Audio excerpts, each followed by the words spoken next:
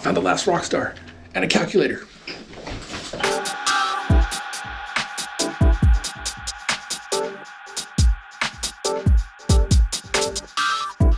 Now that the holidays are over, I had some time off and I decided I want to fix some stuff around the house. Basically like paint a few things and patch up some holes, and I ended up making a mistake. I painted the little area that I spackled, but I forgot that I hadn't painted this whole little portion of the wall. Now I'm going to paint this little area so that everything matches now.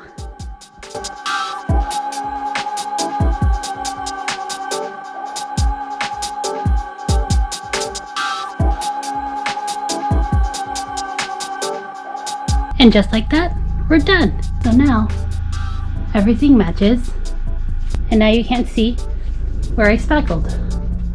At Unlockables right now, I needed to do a quick repair. One of our trim came off in one of our games, so I'm just kind of coming in real quick to give it a little nail gun and support. This is Sister's Secret. It looks like,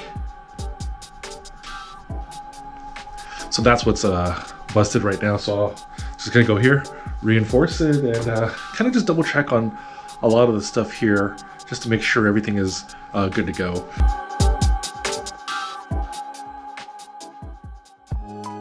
So it's our first adventure out. We didn't do anything yesterday. We stayed in all of January 1st and binge watched Selena and the new Cobra Kai. So I wanted to go out today because I wanted birria. So we are here at Valley Center at Cocina de Ledesma, and we are getting some birria. So what did we get? I got the ramen birria. He hooked us up and gave us 2-3 combos. I only wanted 2 of these, but we'll probably take some home. I'm gonna eat 3. The quesadilla though. Yeah. These hot sauces looks hella legit. I'm gonna try them out. You see all the seeds? Right? I'm gonna do it on one of them. Fuck it, whatever. Oh my god, it's so thick. Oh my god, it's so seedy. Can you guys see all the seeds in that? I was like, I can see it from the outside. Fuck. Alright. And as soon as you poured it in, I saw the chunks. I'm like, whoa. Oh boy. I'm gonna dip it in some of the ramen.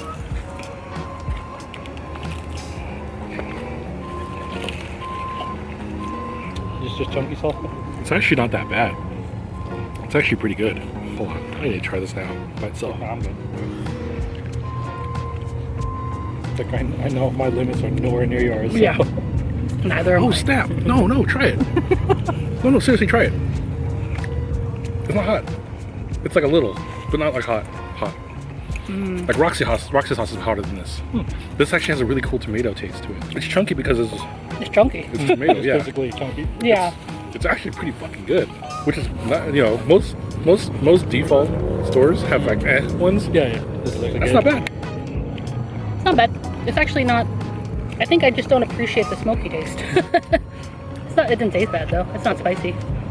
Oh, I'll do that again. It's like the zombie apocalypse in here. Look. Where's Jeremy at? Is he in there? Is he in there? There he is! I found Jeremy! Organization's always been kind of a weird thing for me and Jeremy. I feel the last 2 years of Subscape we've been a little unorganized. So this year we are deciding to try and keep ourselves a lot more organized. So I've done this before for project management. I mean, it's a very rudimentary version of it, but look. So we basically have everything we need to do for the next few months at least. So we have admin stuff, the games in blue, and then the shop in green, and then down this middle right here, we actually have stuff that we'll be working on right now currently and ordered from top to bottom. So like the top half, top third will be high priority stuff. Mid stuff is just like stuff that we'll get to when we can get to, or if we have time to do. And on the bottom is just like stuff that we want to do for the future as soon as the rest of the stuff on top is there. So the goal for the year is to get rid of every single one of these post-its. So I found something really cool at this butchery that I go to. It's actually called The Butchery. It's called the First Light Grass-Fed Wagyu Export. And when I actually asked the guy, I was like, what does that mean? It just means that the last part of the life of the cow, they feed it carrots. And I guess that changes the flavor a little bit of the actual meat itself. So, I'm about to clean this up a little bit more. What it did is, if you see this right here, it actually changes the color a little bit. Like, if you notice like a normal piece of beef, isn't this red or kind of orangey in color. It definitely has a new look to it.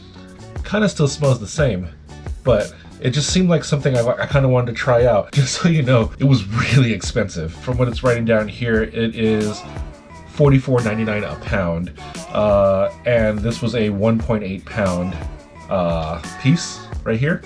So this ended up costing, this one piece right here ended up costing about $80. Super expensive for a steak, but I've never had anything like this before, so I kind of wanted to try it out and just to kind of see what the flavor profile is like for a piece of beef like this that's actually fed carrots throughout the rest of it. Because you know, everyone's always talking about like the grass-fed or organic and all that other crap. I just kind of wanted to see, just for the fact that it's changed in color, interests me enough to just try it out. So it's also a Wagyu, so if you look really carefully, you can see all the intermuscular fat here, just like how a Wagyu would be. Yeah, it's not as much as an A5 Wagyu, where you can see like on an A5 piece, you have all this like fat and very little, like it's like a majority fat and the rest of it is beef. This one just has like really good marbling. So I'm gonna do my normal prep, basically salt, pepper, and garlic powder. Then I'm gonna vacuum seal it and I'm gonna throw it into the sous vide. So let's do it.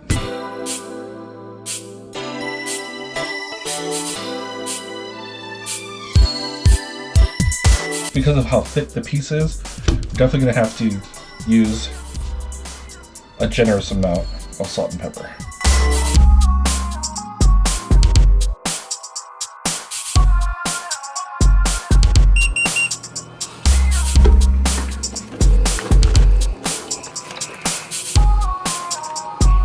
I don't have a time limit, so I didn't set the timer on it. I'm just literally just gonna let it go in and cook throughout the whole day.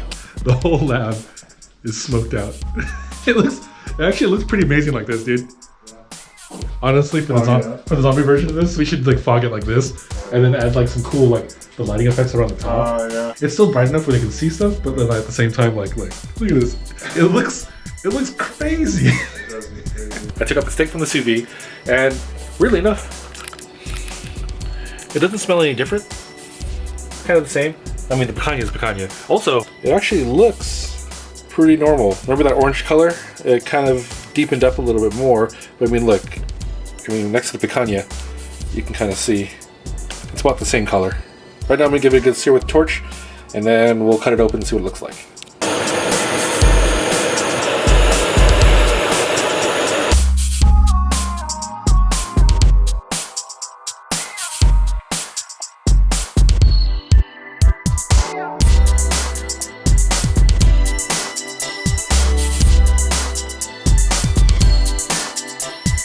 You can still kind of see that it's orange.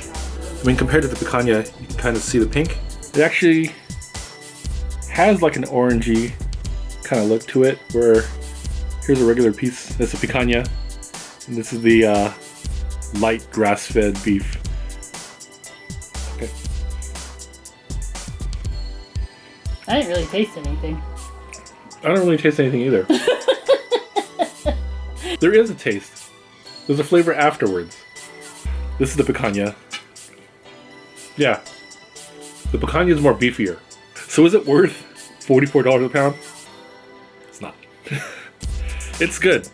It tastes good. It's really tender. I mean, sous vide just makes it really tender, but as far as flavor-wise, I still do prefer the picanha over that. It's a really good ribeye. It's just, for the price, I think I'd rather have like a dry-aged one instead, right? Yeah, it just has an aftertaste, right? Yeah, it's carrot. It's actually carrot. I don't like it. I mean, it's not like I don't like it, but it reminds me of beef jerky. It's not disgusting. It's just different. It just has an aftertaste, and that's, if you're paying that much more, like I can taste a lot more beef on the picanha. Yeah. Like it just has that beefy flavor. This one's like a very light beefy flavor, but then it has like that aftertaste, which I believe is the carrot that you're tasting. I like the picanha more.